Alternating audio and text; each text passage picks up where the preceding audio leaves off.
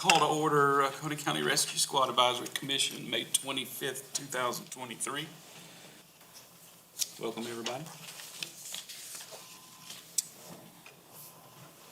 Has everybody received a copy of the minutes from the last meeting? Yep. Any questions or objections to those? Need a motion to approve the minutes for April 27th. Motion. Second. All right, all in favor of approval, raise your right hand. Anybody opposed? All right, any public comment? No public comment. Okay. Any commission member comments?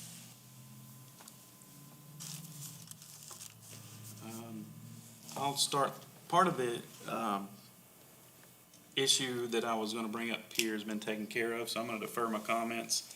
Looks like it's going to be taken care of down in line item 8 at the bottom, so I'm going to just hold those comments until that section.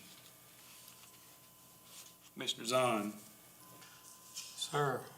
your report.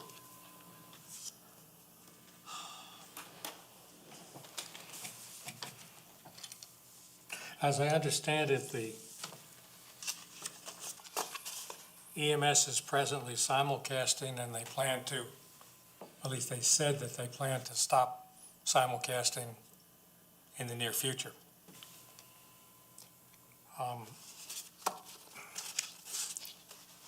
We're still getting missed on calls, at least while we can still hear their dispatcher, we can compensate for that. I'm concerned that when they stop simulcasting, we won't be able to anymore. Now, if they're concerned with stopping simulcasting so they don't have to maintain the VHF repeater any longer, I've learned that that repeater belongs to Bob Kinder. And I spoke to Bob, and he is willing to take on the maintenance of that repeater if the hospital drops the maintenance, if we can get them to agree to continue to simulcast. So that's one possibility to help solve the problem, so we won't totally be in the dark.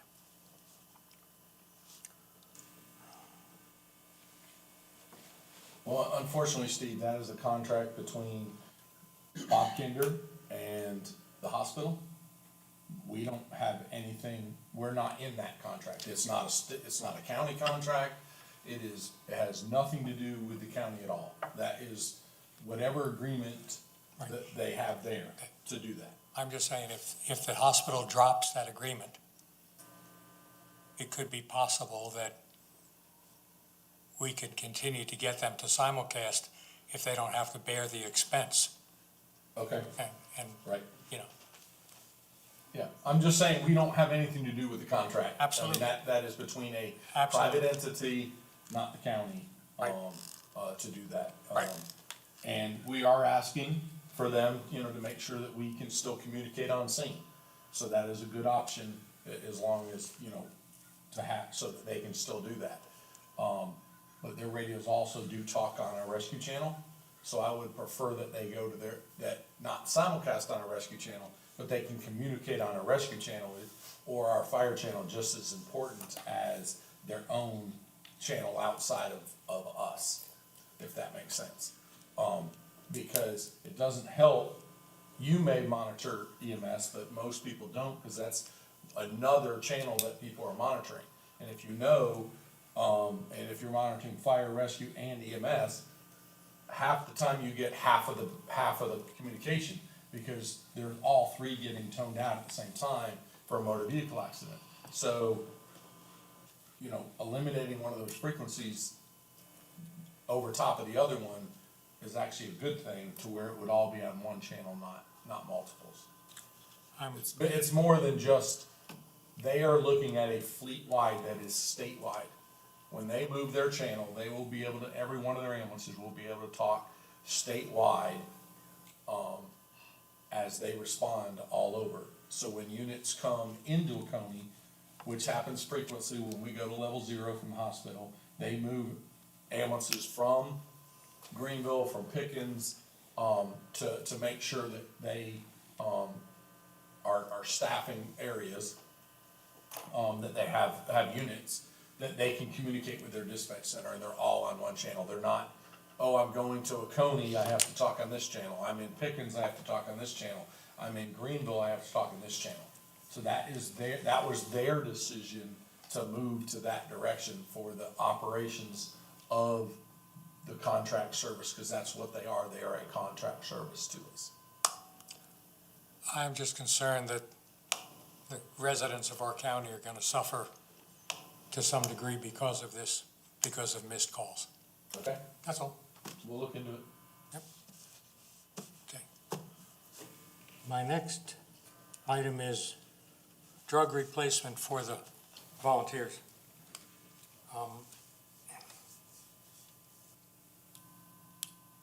Do we get drug replacement at the same speed that 21 gets drug replacement when they use the drugs? Explain, because I mean, I'm not, what you're exactly talking about, or Mike, you can share. I think where you're going to, Steve is alluding to, is you being without medication currently. Me and you have had this discussion several times. So, the reason why we had to, and we wanna hold off this till we get down to my SOG update. We can go there, or I can fill in right there. Either one you like. So, we got a program where we were giving meds for first responders, under stipulations that they did certain things. During that time, we did have some medication errors. I'm not gonna go into personnel. That caused us to rethink and to QA with Prisma on how we operate. So we had to sit down and come up with a process that's gonna work, not just, here you go, there's no consequences. So, we came up with an SOG, looked at it. Excuse me. We had some items that we looked at for clinical operating guidelines. Nitroglycerin. Prisma states 90s to stop. As long as you have an IV in place and ECG monitor. Well, we do not have that luxury. So, looking at that and finding reports, I sat down, talked with Dr. Beltran about it, our medical director. He's major on training and also on, if it's proven facts that support what we want to do, he'll support us. And with that, I found a clinical recommendation they had for nitroglycerin administration, that you had less of an error of causing a patient any due harm when the systolic blood pressure was at 110 or above. Got that to him, he agreed. We're gonna deviate from the clinical operating guidelines for just BLS responders without the ALS capabilities. So that'll be a change, however, we needed to institute that change with him as a medical director, so it has taken some time to get this done. Before we can implement anything, he wants us to sit down, go retrain everyone again, keep track of everyone's training, everyone's monthly training.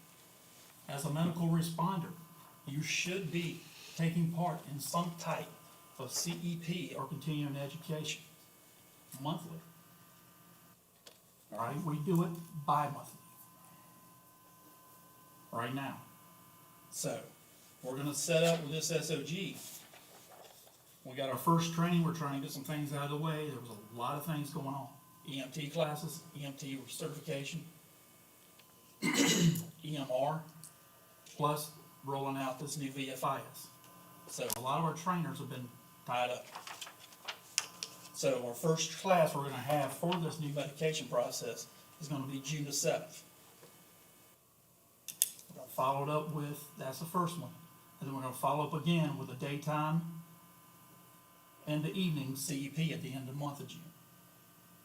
All right? Stipulating with the guidelines.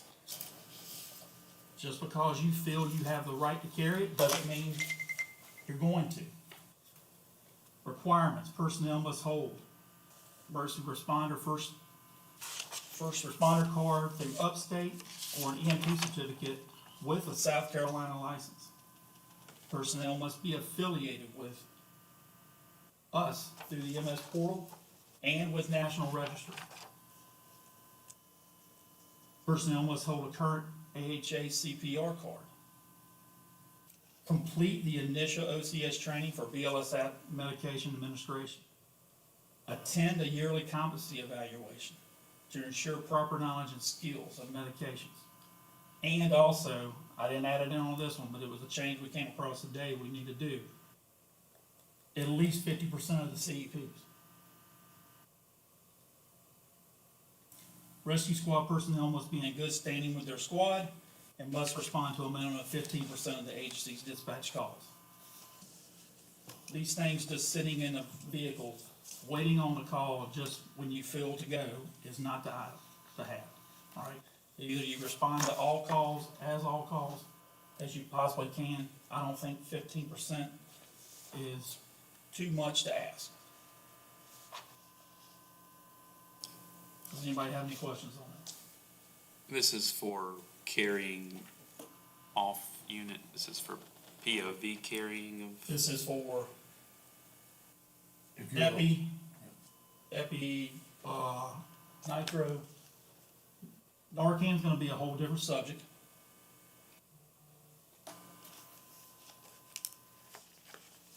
Basically, other BLS supplies we carry.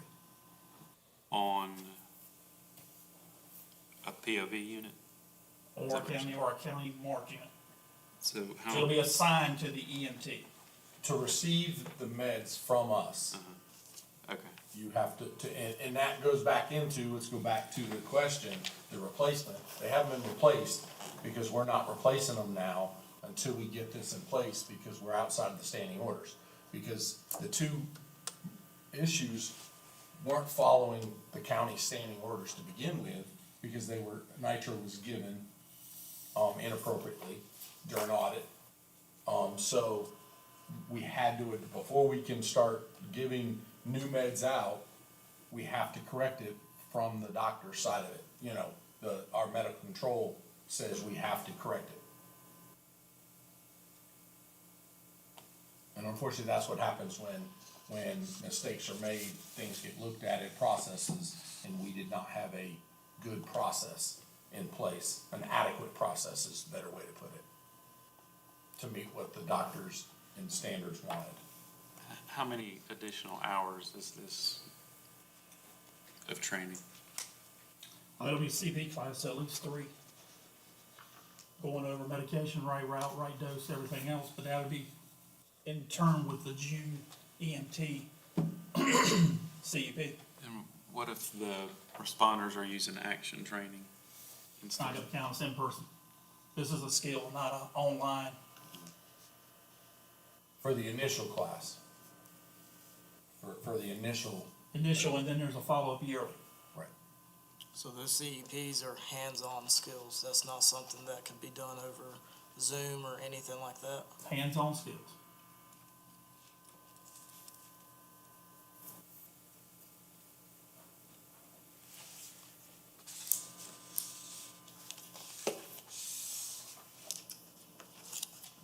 I get where this is going, and I get the reasoning, but I'll throw this out there.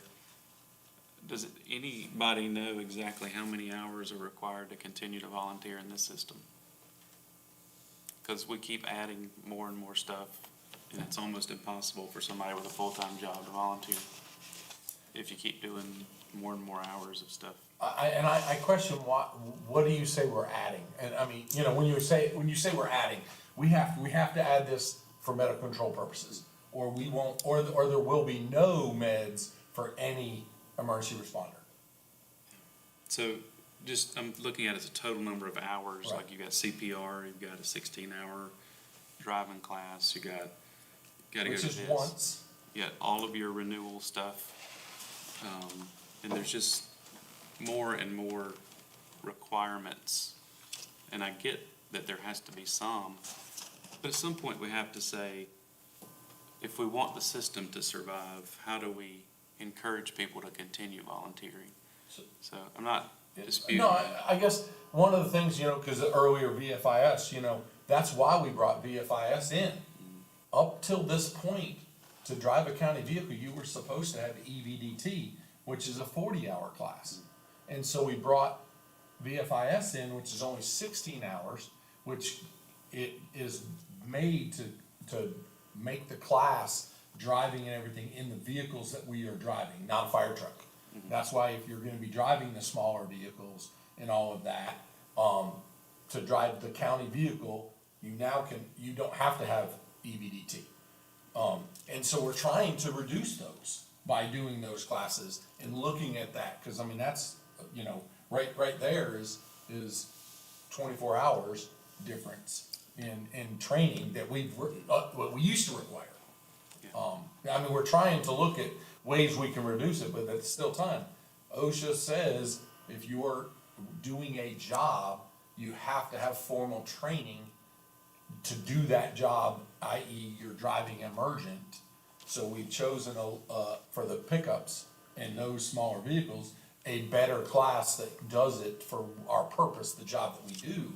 We're required to have a class to meet the standard. A volunteer is still working. You still fall underneath OSHA regulations. I understand that. The VFIS communicate on the classes that it's a 4-hour classroom class with a 10-hour driving with squad officers. So I get the point is it's made into a 16-hour class here, but their recommendation from VFIS is 4 hours. Classroom. Not the gentleman from VFIS, Not- have I talked to him? Yesterday we did the train the trainer, and he said the classroom is generally 6 to 8 hours at minimum, plus your driving time. I mean, I did the train the trainer yesterday. Yeah, this is from VFIS about it, so that's, Oh, okay, I specifically asked that question, and that's what they said, how long it should take. that, the Prisma does theirs in 4 hours online and then does the driving outside of that. And they use, a National Defensive Driving course as their portion of VFIS, so, you know, I look at it, it's like, you know, it can be done, and VFIS, their memo says it can be done in 4 hours, but maybe they've changed it and updated it, so. That's my question is, it's just, I wanna keep encouraging people to volunteer who can volunteer. I just don't want it to be so Right. difficult. And they can, it just, we can't, if they're not willing to go to this class, we can't issue them meds. You know, there has to, you know, that's out of our hands in the fact that we're having to write a policy because of mistakes that people have made on scene, that were QA'd and identified, and then we didn't have all the stuff that was wanted to make sure that the person had yearly, know the drug, know the date, you know, right person, right place, right time. All that in that. So unfortunately, when that happens, you know, we have a medical control, and that's not us. That we have to continue with what we are doing, we have to make happy. Any other comment on that item? But, I mean, you're looking at, yes, you're gaining a certification as a driver, kinda. However, you still have got to be observed by your chief to be turned over as an emergent driver. But once you obtain that, if you're in an accident be ready for whoever to come back and look at your yearly training records to see if you have followed up with any type of training to continue your education as a driver. That was one of the main things he was hitting on during his class. Was, all right, you got the class, but, you know, What'd you do Danny, this year? What'd you do in the past year? In your previous training, and is that training record up to date? Did you have more than one person watch you drive as a proctor? Kind of thing. You know, all of that winds up in court. And everybody has to remember, vicarious liability, everybody from the firefighter up, or rescue squad member up through their chain of command can be held liable for that person's action. Because you're also responsible for their training. And there is a consensus standard on levels of training. And you are right. It is getting harder and harder with the requirements that are out there to do the job we're doing. It is. And we're trying to look at everything possible. That's why we said, hey, you know, action training, that's an option. You can do many different places, all those kind of things. But it doesn't change the fact that action training has no hands-on skills. Has no hands-on skills at all. It is truly an online, you know, it gives you all the bookwork and all that that's required, but it doesn't make you show, it makes you show your knowledge as in a question, but it doesn't make you show the skill. And that's what we're, you know, through the CEP program, trying to provide is the skills that are not being done to make sure that continues for, you know, so that your skills, it's medical, you know.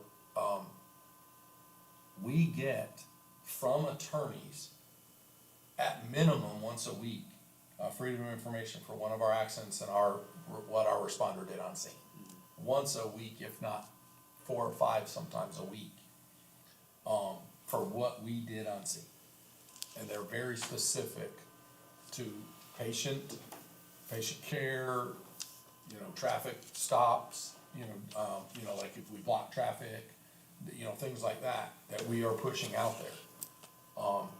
And if you ever, you know,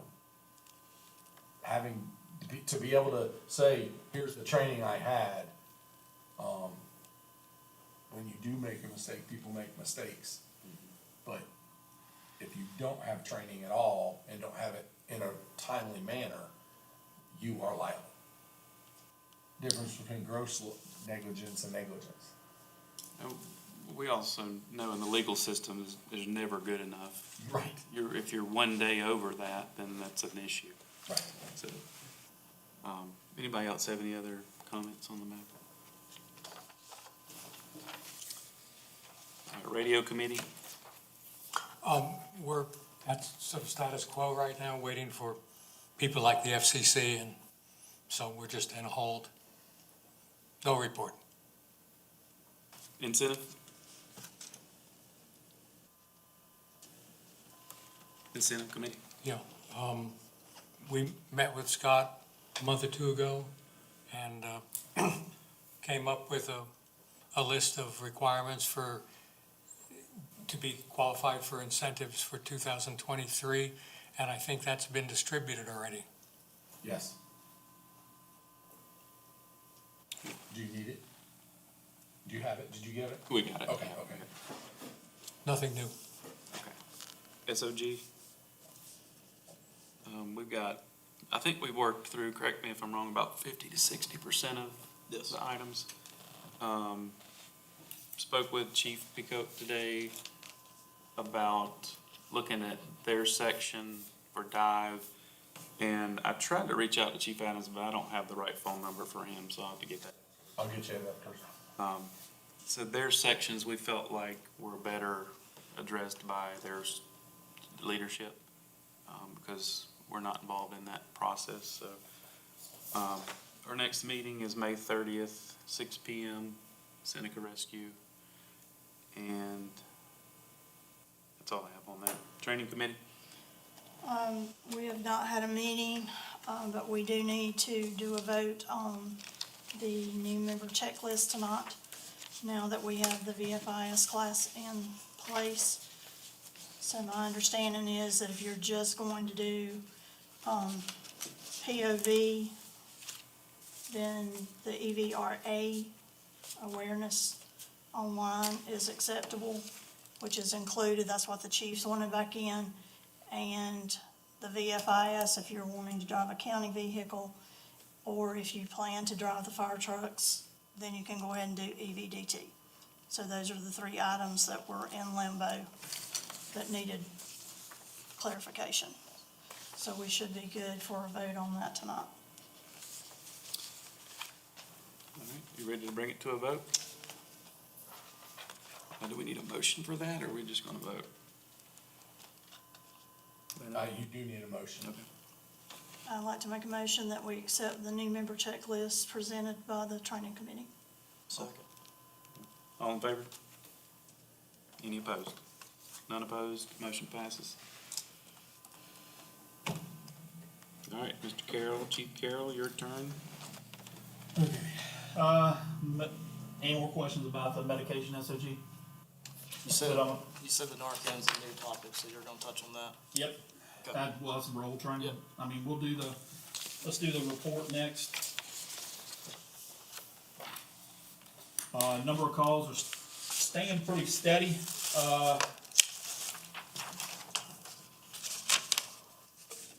We're looking at Seneca Rescue, dispatched 133 times. At least, that may be more, give or take, if they were on air and covered a call. That doesn't cover that yet. We're still working on that. But altogether, in 2023, they've been dispatched on 518 calls and have failed to respond on only 10 of those, which is a 98% success rate. They're doing outstanding. Salem, same way, a little bit lower in totals, but it's still at 98% success rate, 128 total calls. Oakway Rescue, Walhalla Rescue, Westminster Rescue, and Mountain Rest Rescue, and Kiwi Rescue. Continuing calls increase monthly.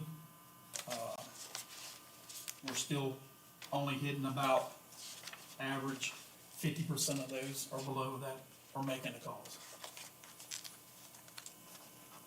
Dive and Special Rescue,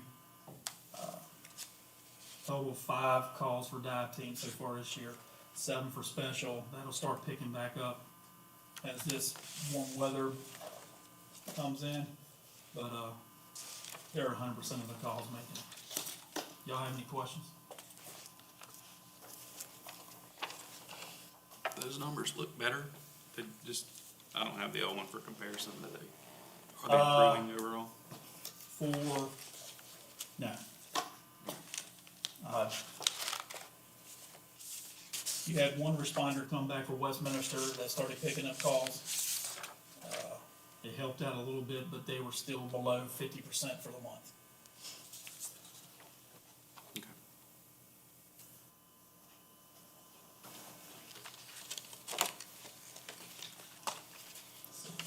Role training. It affects a little bit of the rescue squad operations because we're allowed to now get Narcan through the state for free.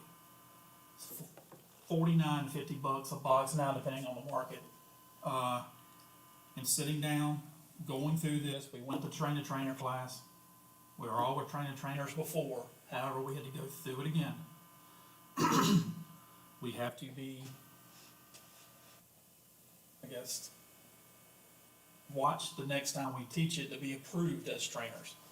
So we're scheduling class. The role was originally started for reduction of opioids, life loss through the Firemen's Association. So we went through them, got the trainer class, they came down. So now we're trying to hook back up with the 3 people, one of the 3 people in that office at /DHEC to come out and observe us. And we're setting it up. We've talked to Chief Brock at Crossroads. They had a lot of basic responders that are not EMRs that we could sit through and get that class, start with them, get them through, and we'll work our way through. The one stipulation that I can only get through that they have is that 80% of the department's membership has to have this training to be a part of the program. That's why I'm stressing that if you have members who are not active, as in responders, put them in inactive or administrative/honorary membership only. All right? A lot of squads have done that. We gotta work on the fire departments now. So, please stress, if you're a member of fire departments, the same thing. This applies to them also. 80% of the membership.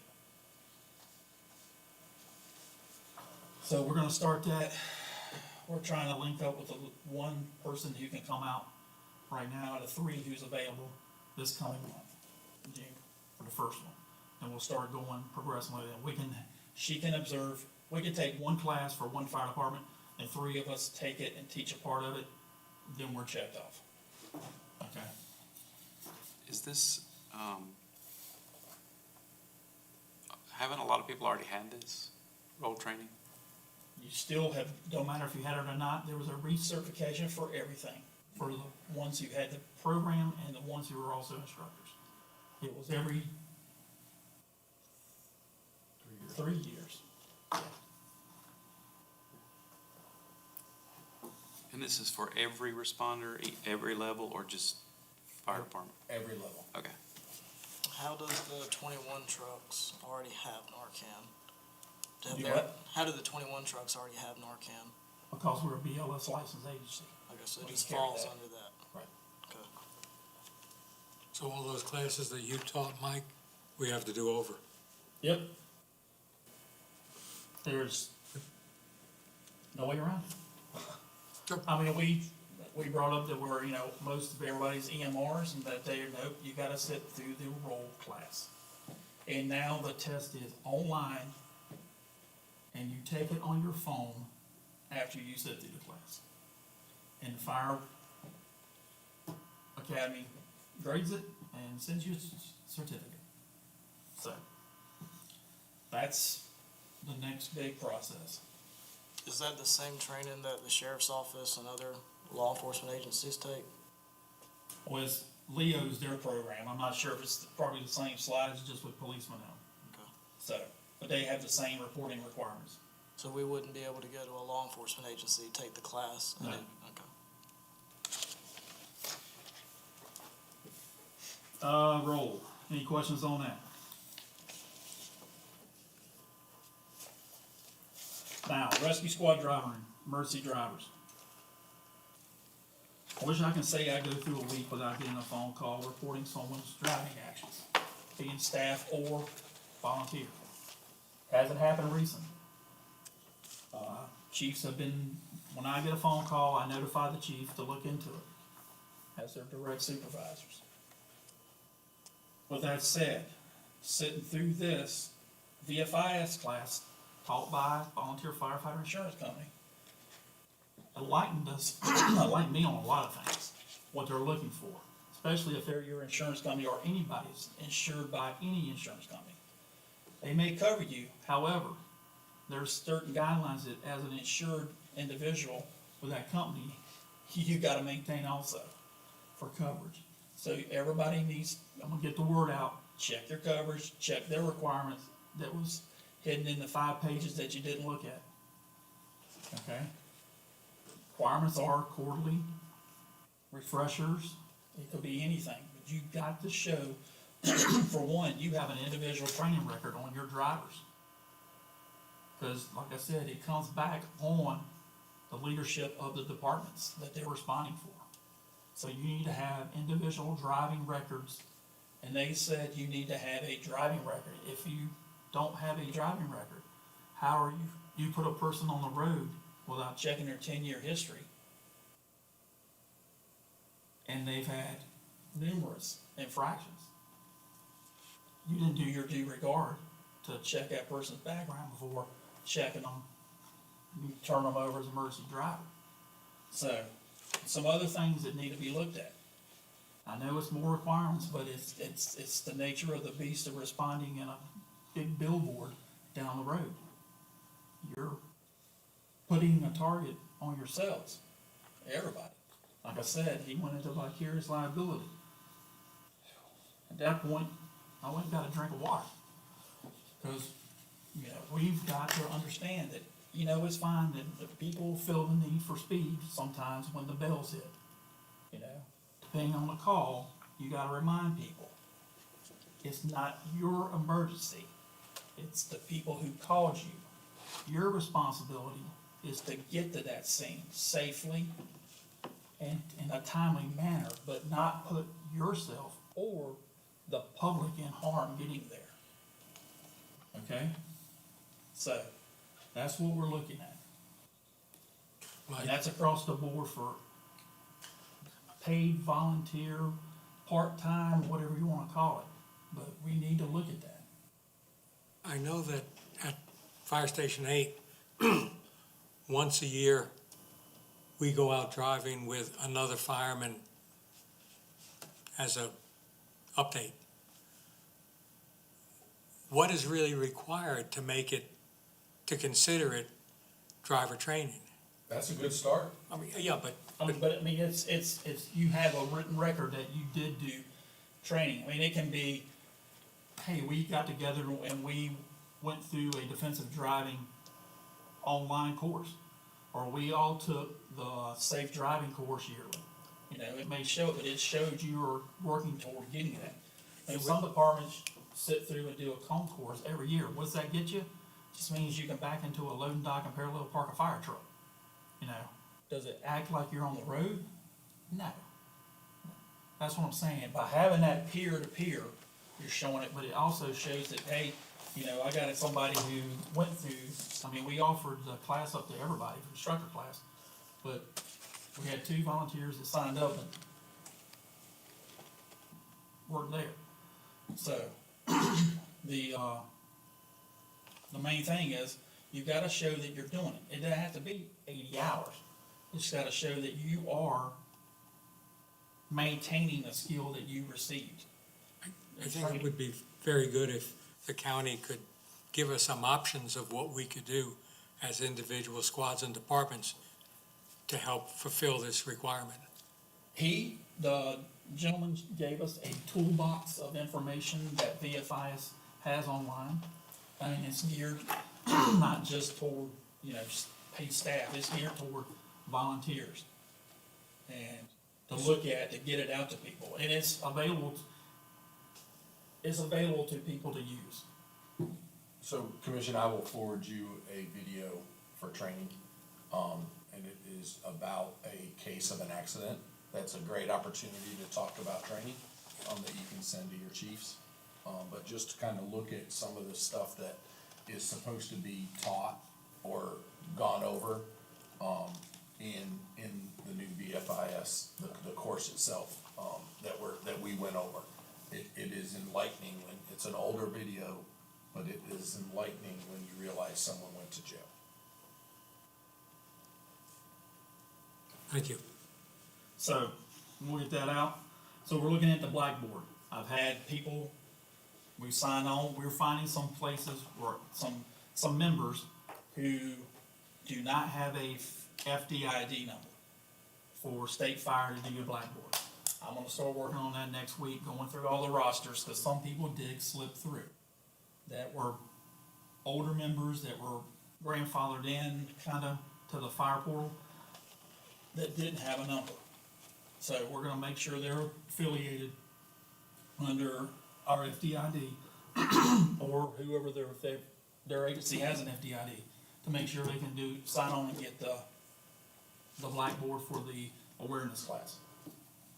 The first class for the VFIS training, like I said, it could be, he's saying it depends on the instructor. They want 16 hours. However, depending on if you're teaching it to 3 people, it may not take you to do all day doing a road course when you have 3 instructors who can take 3 different people out at one time. So, it's all gauged on the number of people and getting through the material. And at the end, there's a competency test. So by showing, there's another thing, by taking this, it's available to anybody to take online. But every year you can take the competency test and put it in the file, show, yeah, we're doing driver safety training, and here's a test proving our knowledge in roadway safety and response. So, a lot of stuff out there, we gotta sit down and look through, and it may be, Tammy, we adjust this later on down the road. So, Mike, a lot of people in the county have E EVDT. If you have that, how does that relate to, You still have to have yearly training. right, okay, That is the primary training, but it is what, when you go to the legal side of it, in people, from court cases, what it's basically saying is, just because you had a course 20 years ago doesn't mean you are still qualified to drive that vehicle. And it basically, you have to look at liability, and the training is reducing liability. Reducing liability from the volunteers as the chiefs and the officers that are above him that don't require training are all liable if he kills somebody because he was driving inappropriately. And his training is so old that they deem it not appropriate because there wasn't continuing education. And it goes back to those hours, unfortunately, our liability as a responder is going up and up as the traffic gets more, and we're seeing more and more accidents. And it's not to just say we're trying, but we need to do due diligence and make sure our staff is trained appropriately in response, because like Mike said, I mean, it's almost weekly that we have to look at an inappropriate driving. And unfortunately, many times, it's not good. And I would recommend to everybody, Steve, you have a camera, I applaud you for that. That our response vehicles, and we're looking at options, for that, to have, to show, hey, I wasn't doing that. We are a big billboard, and sometimes people think we're going faster than we are, or we cleared an intersection inappropriately and get complaints, and we have to, look at the situation. But, that goes both ways. It protects us, or it can give us proof that what we did is wrong. So we're trying to do things like that too, to look at what that looks like. Again, some of the squads have put cameras in on their units to make sure, that when something comes up, there's evidence to what the driving was. I can tell you, Steve, with the Navy Safety came up with the EVDT program for one of the longest ongoing. You would get EVDT through the Navy Safety Center to drive fire trucks. And then every 3 years you did a refresher class.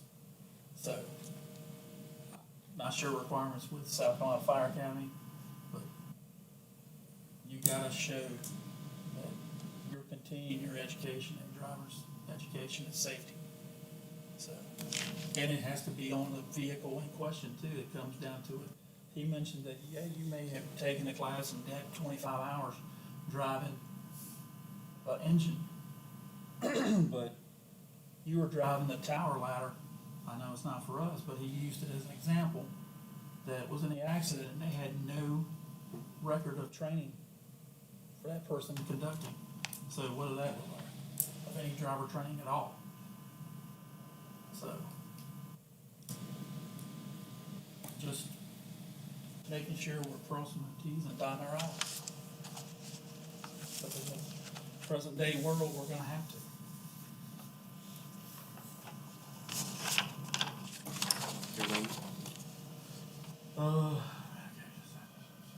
Like I said, jump back up to the medication SOG. Sorry.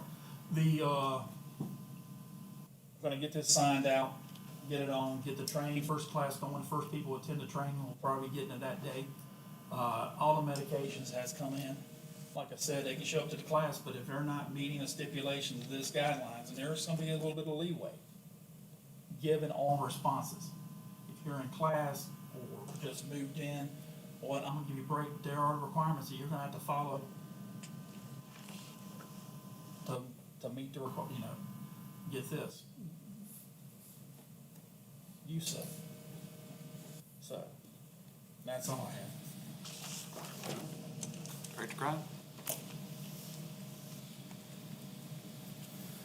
Okay, improper access to ERS from firefighters or responders. I need you to push it out. If you're not on a call, ERS is not in there for you to peruse around and look at just to get information because you're nosy. That information is specifically sent out to that department for those members that run that call. We have had recently a case where people were accessing calls, that they were not on just because they wanted to play around with them and look and see the information in them. And that's not appropriate.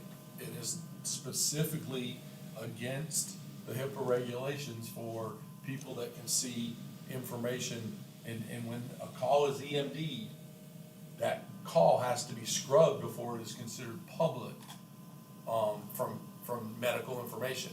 Well, if you are not on that call, you are considered public, unless you're training, you're QAing, or you're physically on that call. So, we wanna kinda put it out there. We've had some incidents. There will be consequences if this happens.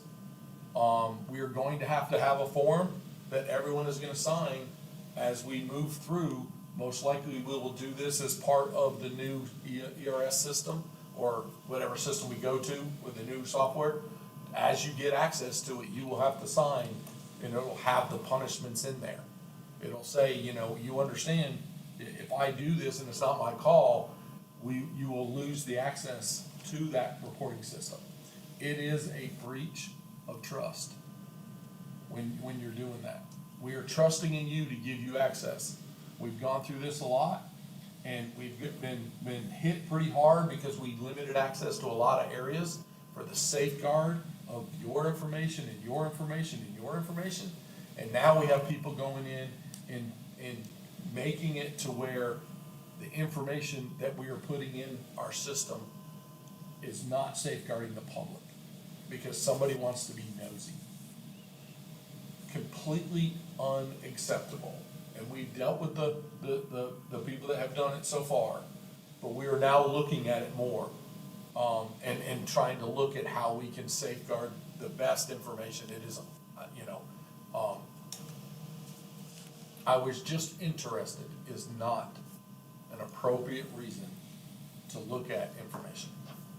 So please pass that on to the chiefs, because understand, just like the driving, it all rolls, and the chief is liable just like we are liable for any of those violations. If their members they're responsible for their members. You have your own entity, and you are responsible for the chiefs are responsible, all of you are not chiefs, responsible for those members underneath you. So please have them make sure that they understand that it's not in there to be surfing and doing that.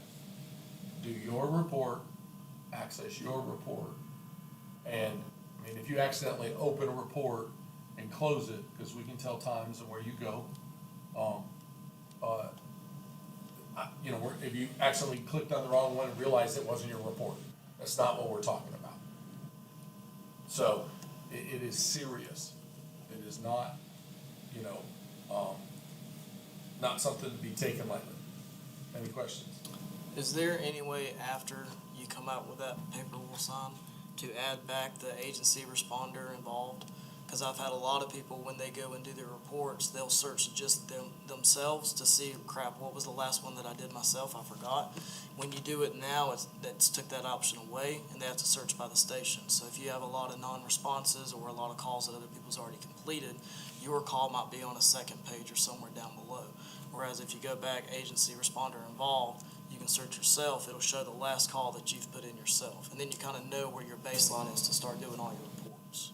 We can look at that because we didn't specifically take that off. Okay. I'm not Yeah, exactly sure. agency responder involved, I can't find it anymore. Okay, And so, like I said, it just shows the last call that you entered, and so it kind of gets you a lot quicker to find out what your next call to put in is. okay. I know you can do station, unit, Yeah, the individual people one's completely gone. Right, but the thing is the people aren't in it from dispatch. Right, no, that's not what I'm No, no, looking no, at. no. So He's when- talking after about you response. complete it.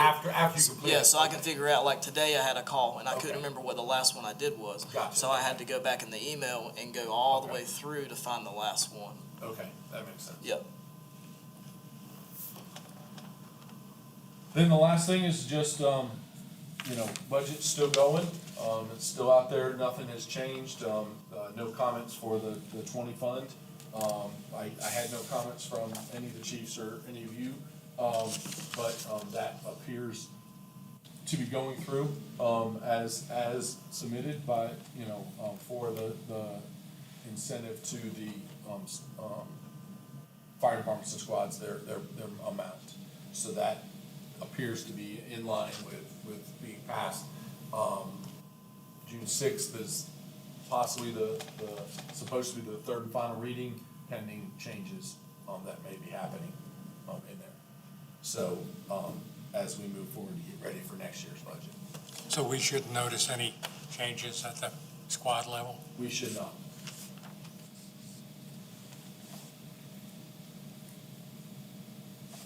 That's all I have, Chris. I missed it last month when you brought it up. What's the estimated time of completion for the Bounty Lamb station? We are looking at September to October timeframe, but it looks like that's actually moving, substantial completion of late September. Okay. Rescue squad updates, Region 1. For Rescue 1, got a new EMR, he's been really helpful. Had one squad vehicle down for repairs right currently. It's been down about a week and a half. And then our one Bravo was out last week for motor pool for brakes and routine maintenance. We're still surviving paycheck to paycheck. Fuel remarkably high last month, and with utilities for EMS and insurance, it kind of consumes most of our quarterly check. So, Rescue 3, they spoke with Chief Fuller. They have members who want to enroll in action training. I think they've reached out about that. They just wanted me to remind. I was just sent back, Lisa Honey, an email about which specific ones do they want. That's all I have for Region 1. Region 2,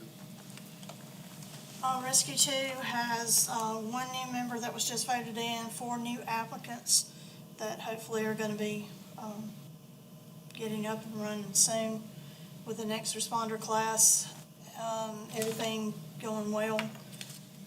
And Rescue 6, touched base with Chief Wilbanks and he didn't have anything. I did ask him about their new vehicle and he said it was still not ready, but they were still waiting on that and he knew the timeline, so. And for y'all, no, just striping's done. Some of the lights had not come in yet, so they're on back order, but that, talking with Dwayne, I know he does the same. The rest of the stuff had come in. And that's all I have. Region 3. Reached out, no current concerns from the chiefs. Chief Harper did state that we're currently looking at trying to get some recruitment and retention things going. So if any of y'all have some tips, tricks, or things that y'all done in the past, if you could forward those our way to Rescue 4, we'd appreciate it.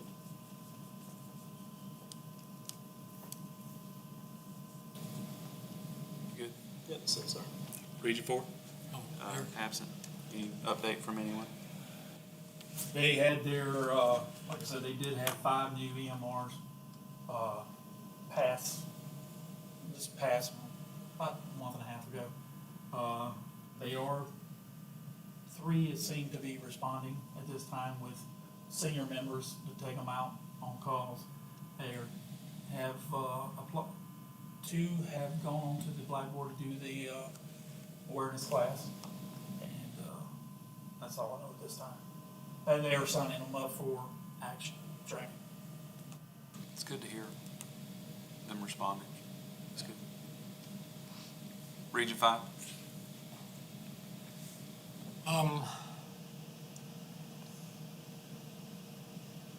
We're getting new members all the time. We're having a little trouble getting the members to respond. We'd certainly like to figure out a way to solve the problem. Equipment-wise and maintenance-wise, we're having no problems.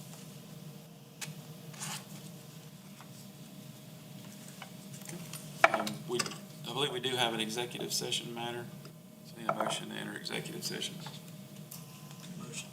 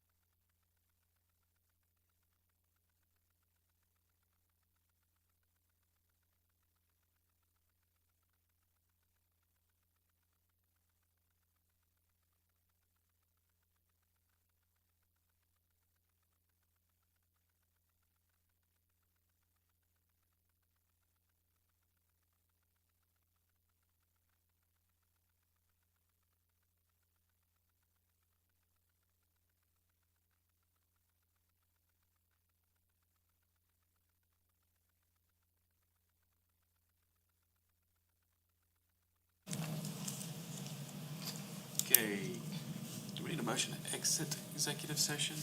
Anyone, Make a motion to exit executive session. Second. all in favor? No action was taken on the item discussed. If there's nothing else, we need a motion to adjourn. Motion. Second. We'll do that. All in favor? This meeting is over.